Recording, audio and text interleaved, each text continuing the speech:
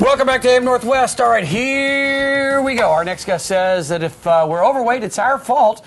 He's here to explain his brand of tough love in his new book, Die Fat or Get Tough. We're happy to welcome the author to AM Northwest, author Steve Siebold. Nice to have you here. If I seem confused or nervous, it's because this might be the most controversial topic we've ever covered here. You're a brave man. You are when you said nice to have you here, nice to be here. Didn't feel that sincere. Just the thought. No, you know? I want to say that if I understand your message, what you're saying is that who you are, what you become, whether you're overweight or it could be applicable to any life situation, you're in control of that. And yet in today's society, when it comes to weight, and we have an increasing obesity problem in America, people look to others for blame. Right. And it's really starts with the individual, right? Is that the message? Yeah, about 10 years ago, I gained 40 pounds. I give speeches for a living. I travel over the world and airport foods and hotel, and you know the story there. And nobody came over to my house and stuffed or the hotel rooms or the airports and stuffed pizza and donuts down my mouth. I was really good at it on my own. And it's our fault. If we're fat, it's our fault. We need to grow up emotionally and get mentally tough and fix it. And that's all there is to this. You said the first step then is accepting responsibility. Sure. Right? So that's the biggest thing. Right. Some of the things you say in the book are kind of intense. So let's say like when you compare fat people versus fit people. Right. You say fat people eat for pleasure, fit people eat for health.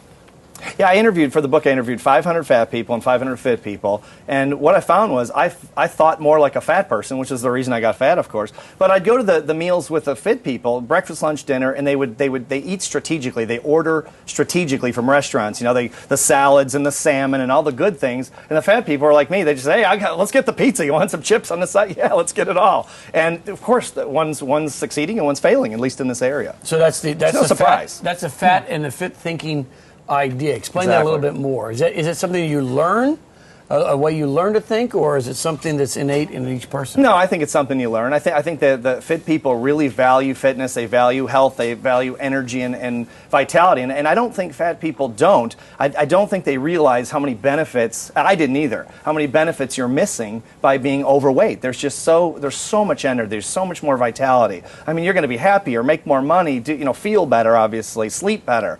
There's just so many benefits that I don't think most of us realize how many we're missing if we're overweight.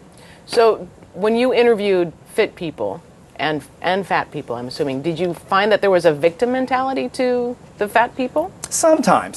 Sometimes. I would say probably a good 80% of people said, well, it's the government, it's the food companies, it's the portion sizes. Of course, that's why we have the thing like Bloomberg's doing in New York, which is ridiculous overreach of government, of course, with the soda ban. Now it's the retailer's fault that they're selling big soda. I mean, when are we going to grow up? We're not children. For God's sakes, I can control what size soda I buy. If I can't, I'm in trouble. When did this happen? Because the obesity rate in America is growing. Yes. And in fact, Saturday Night Live did a skit about what we manufacture in America. The only thing we manufacture is diabetes. That we don't build anything anymore. Yeah. When did this happen in America, and is it global?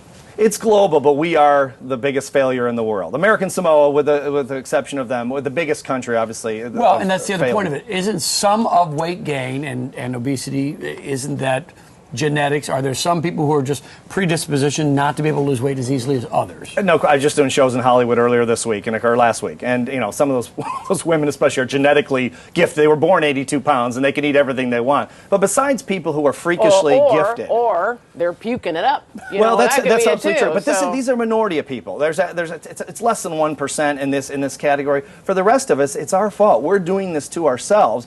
Yeah, the addictive food, the addictive ingredients in food, the portion sizes are not helping us. But at the end of the day, I'm the one who puts the food in my mouth. How can I blame anyone but myself? And this book is really a mental toughness book for dieters, so they can get mentally tough and lose the weight and end this problem. Fat people are dependent. Fit people are interdependent.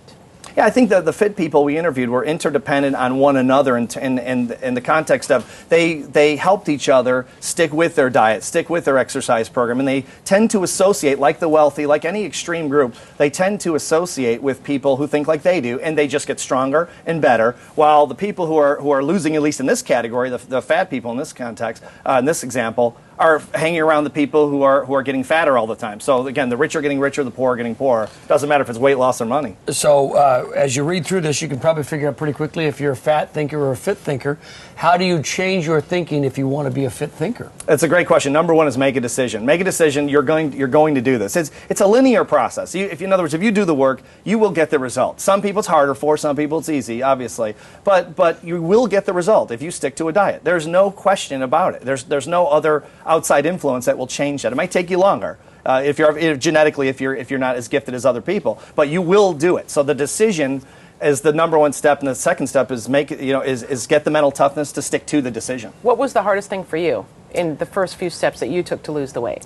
The habit of not eating every single thing I love, like all the pizza and the chip. I can sit with a bag of Doritos, not even think about it, and finish a whole bag. I mean, no problem. I'm a professional at it, actually. and giving that kind of stuff up. But what you get in return is so much better. You have we're out of time, but you have a pretty tough love message here. Forget political correctness. That's all thrown aside here.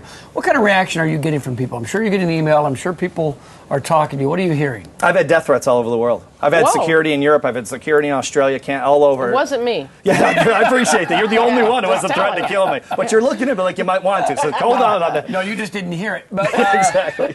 But are you hearing from people that, you know what, thanks, you made me change the way I think? Oh, yeah. People either love it or they absolutely hate it. But and I did it not to be mean with the fat concept, to wake people up. My thought was initially when we were going to interview you that you're going to look at me and say lazy. That you look at fat people and say they must be lazy. Right. I don't. That's not how you. I don't, because I don't consider myself a lazy person. I mean, I do a lot of work, and you can get fat and not be a lazy person at all. No, I don't think that at all. It's just a mindset we get into, and it's easy to fall into. Right. It's easy to get fat. I mean, I did it. It's pretty darn easy to do. If you're not paying attention, it's a problem. It is easy to do. We're doing it very well in America. It's a great message. It's a tough one to digest. It is. But it's probably time we heard it. Thanks for coming. The book available in all the usual places. Good to have you here. Steve Siebold.